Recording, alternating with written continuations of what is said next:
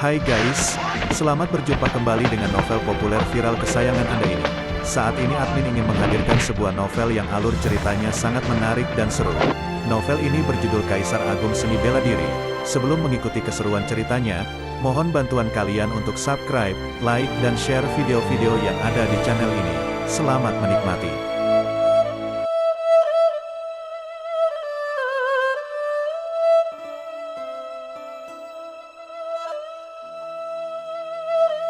Kaisar Agung Seni Bela Diri, Bab 283, 2 tewas dan 1 terluka. Haha, tuanku benar-benar hebat. Gai Lianhong yang baru sampai benar-benar melihat ada orang yang hendak melarikan diri dari formasi pelindung agung. Selain terkejut dengan keakuratan prediksi pemimpin sekte, dia juga terkejut dengan kekuatan segel naga hijau yang begitu dahsyat ini. Ini adalah kekuatan pusaka formasi kuno. Dengan basis kultivasi level ke-7 penguasa bela diri milikku, aku bisa memukul mundur pangeran bela diri sepuh. Gai Lianhong berdecak kagum dalam hati sambil mengelus segel naga hijau di tangannya. Meskipun dia berhasil memukul mundur seorang pangeran bela diri, dia tetap terguncang karena energi darahnya bergejolak. Dalam sekejap, vital sejatinya sudah terkuras hingga setengah. Bagaimanapun juga, hanya pangeran bela diri yang bisa mengendalikan pusaka formasi kuno dengan sesuka hati. Menurut peringkatnya, pusaka formasi kuno ini termasuk dalam senjata perang level tinggi peringkat bumi. Tuan benar-benar misterius. Dia bahkan bisa mendapatkan pusaka formasi setingkat ini. Sambil berdecak kagum, Gai Lianhong mengeluarkan sebutir pil yang diberikan oleh Luo Xiu barusan, lalu menelannya untuk memulihkan energi vital sejati yang sudah terkuras. Semua ramuan yang dimurnikan oleh Luo Xiu adalah pil murni dengan kekuatan obat yang luar biasa. Setelah menelan pil tersebut, Gai Lianhong bisa merasakan vital sejati di tubuhnya mulai pulih dengan kecepatan yang luar biasa. Pusaka formasi yang merupakan peninggalan kuno jauh lebih berharga daripada senjata perang. Bahkan, pangeran bela diri seperti Li Xuanyang dan Sun Qiansang tidak memiliki senjata perang level tinggi peringkat bumi. Bisa dilihat betapa berharganya pusaka formasi ini. Namun, pusaka formasi peringkat tinggi justru lebih berharga. Tidak heran jika Gai Lianhong sangat terkejut. Di sisi lain, pemimpin sekte Sungai Panjang yang menyaksikan ini juga sangat terkejut. Dia akhirnya mengerti alasan Gai Lianhong membantu sekte Sungai Panjang. Ternyata Gai Lianhong ingin mengadang pangeran bela diri sepuh yang hendak melarikan diri dari luar formasi. Luo Xiu ini ambisius sekali. Apa dia ingin menghabisi 3 pangeran bela diri sepuh sekaligus? Pemimpin sekte Sungai Panjang tidak berani membayangkannya. Jatuhnya 3 pangeran bela diri sepuh adalah sesuatu yang tidak pernah terjadi di negara bagian Tanah Langit selama ribuan tahun ini. Di tengah formasi pelindung agung, ada 8 naga air berwarna biru yang panjangnya mencapai 300 meter lebih sedang menyemburkan kabut sambil bergerak lincah dengan cakarnya yang ganas. Ternyata, Ji Changhe yang duduk di puncak gunung Sungai Surgawi sedang mengendalikan formasi pelindung agung dan memadatkannya menjadi 8 naga air. Kekuatan setiap naga air itu setingkat dengan kekuatan seorang pangeran bela diri. Alhasil, Li Xuanyang dan Sun Qiansang yang terjebak di dalam formasi seperti sedang bertempur melawan 8 orang ahli bela diri yang memiliki kekuatan setara. Hanya dalam waktu singkat, wajah mereka memucat karena sudah mengalami luka serius. Bai Li Yuanlong, ada apa ini? Li Xuanyang berteriak dengan wajah yang murung. Ketika Li Xuanyang dan Sun Qiansang sedang mati-matian bertahan dari serangan formasi pelindung agung, Bai Li Yuanlong berusaha menerobos formasi dengan segenap kekuatannya. Setelah bersusah payah, sebuah celah pun terbentuk. Namun, Bai Li Yuanlong yang baru saja keluar dari celah itu malah dipukul hingga kembali ke dalam formasi dan celah yang menganga itu langsung tertutup. Hal ini tentu membuat emosi Li Xuanyang dan Sun Qiansang naik turun. Sial, aku mana tahu, ada orang yang berjaga di luar. Orang itu langsung menyerangku begitu aku keluar, kata Bai Li Yuanlong dengan marah. Gawat, Ji Changhe sudah menjebak kita. Apa dia mengundang pangeran bela diri untuk berjaga di luar dan mengadang kita? Raut wajah Sun Qiansang berubah drastis. Jika orang itu berhasil memukul mundur Bai Li Yuanlong, bukankah itu artinya pihak lawan memiliki kemampuan setingkat Bai Li Yuanlong? Namun, Bai Li Yuanlong justru berkata dengan muram, bukan pangeran bela diri, tapi penguasa bela diri. Dia menggunakan segel yang sangat kuat. Ketika Bai Li Yuanlong berbicara, 8 naga air kembali menerjang mereka. Selain itu, energi dari esensi air yang berada di dalam formasi terus memadat hingga naga ke-9 hampir terbentuk. Kali ini, di bawah kendali Ji Changhe, 8 naga air yang memiliki kekuatan setara dengan pangeran bela diri menerjang ke arah Sun Qiansang, orang terlemah di antara ketiganya. Gawat, dia ingin membunuh kita satu persatu. Wajah Li Xuanyang dan Bai Li Yuanlong memucat. Namun, mereka tidak sempat membantu Sun Qiansang karena pengaruh dari kekuatan formasi. Tidak, Sun Qiansang berteriak marah. Dia yang baru menahan serangan sebentar langsung ditenggelamkan oleh 8 naga air. Darah pun memercik sambil diiringi teriakan histeris. Dalam sekejap, tubuh Sun Qiansang dicabik-cabik oleh naga air. Kini, seluruh tubuhnya penuh dengan darah dan hanya tulang yang tersisa. Namun, Sun Qiansang adalah pangeran bela diri yang melatih tubuh emas sehingga vitalitasnya sangat kuat. Meskipun sudah terluka separah ini, dia masih belum mati. Hanya saja, Sun Qiansang tahu bahwa dirinya tidak akan selamat dari serangan ini. Setelah memantapkan hati, tubuh Sun Qiansang yang hanya tersisa tulang itu tiba-tiba meledak. Meledakkan diri sendiri, raut wajah Li Xuan yang langsung berubah drastis. Kekuatan peledakan diri seorang pangeran bela diri sangatlah kuat. Selain itu, Li Xuan yang berada dekat dengan sumber ledakan. Dia pasti akan terkena dampak ledakan itu. Sementara ekspresi Bai Li Yuanlong terlihat jauh lebih tenang. Dia membalikkan tangannya dan sebuah manik berwarna kekuningan pun muncul. Setelah mengalirkan vital sejati ke dalam manik tersebut, sebuah cahaya kekuningan langsung menyelimuti seluruh tubuh Bai Li Yuanlong dan energi bumi yang murni memancar dari tubuhnya. Dari 5 elemen, atribut bumi memiliki pertahanan yang paling kuat.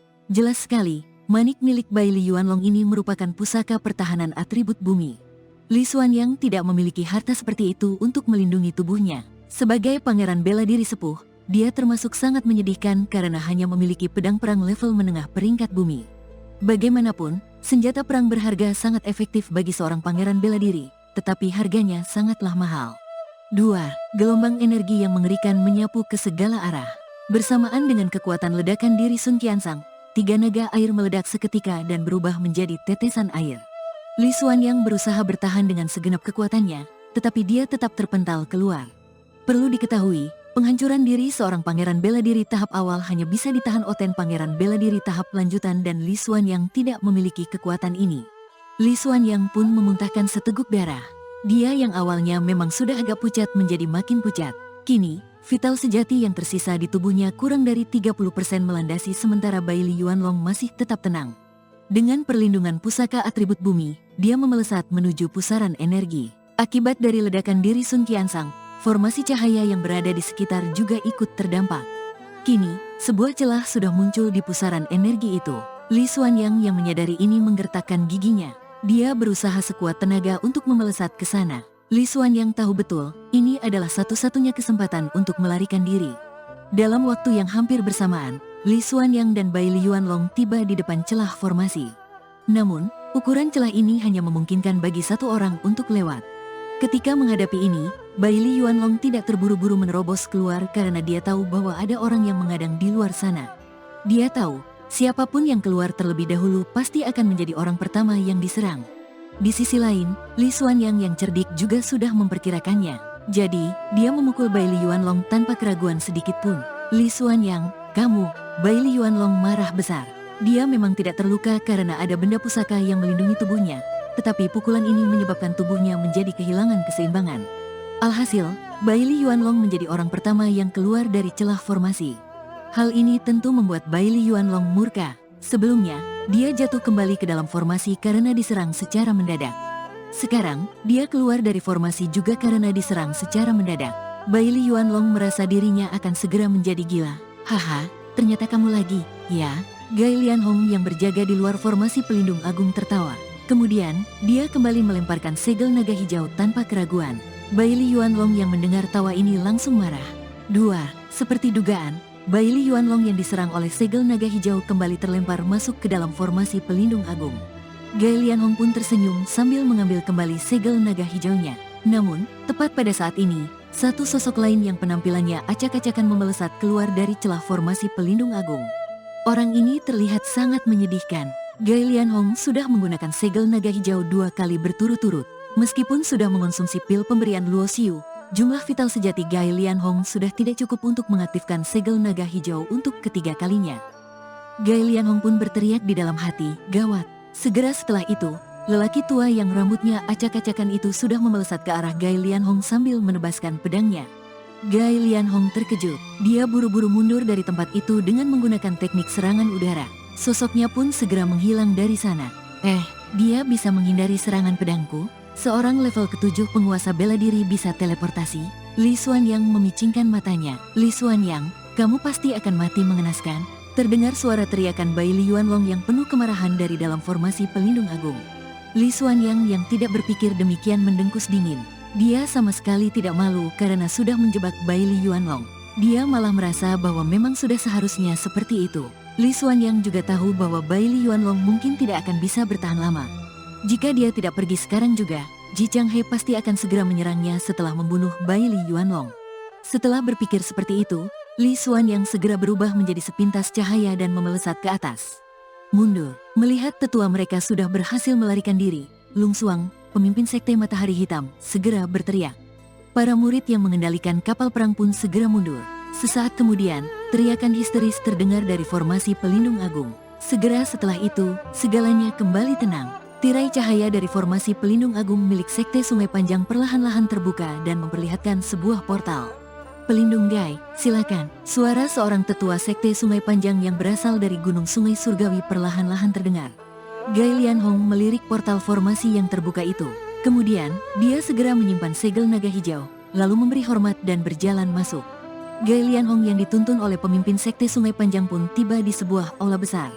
Aula tersebut berada di puncak paling tinggi Gunung Sungai Surgawi. Tetua Sekte Sungai Panjang yang duduk di tempat tinggi tersenyum sambil berkata, "Pelindung Gai, terima kasih atas bantuanmu kali ini. Tanpa bantuanmu, aku mungkin tidak bisa menyingkirkan satupun dari 3 pangeran bela diri itu." Gai Lianhong menangkupkan kepalan tangannya untuk memberi hormat.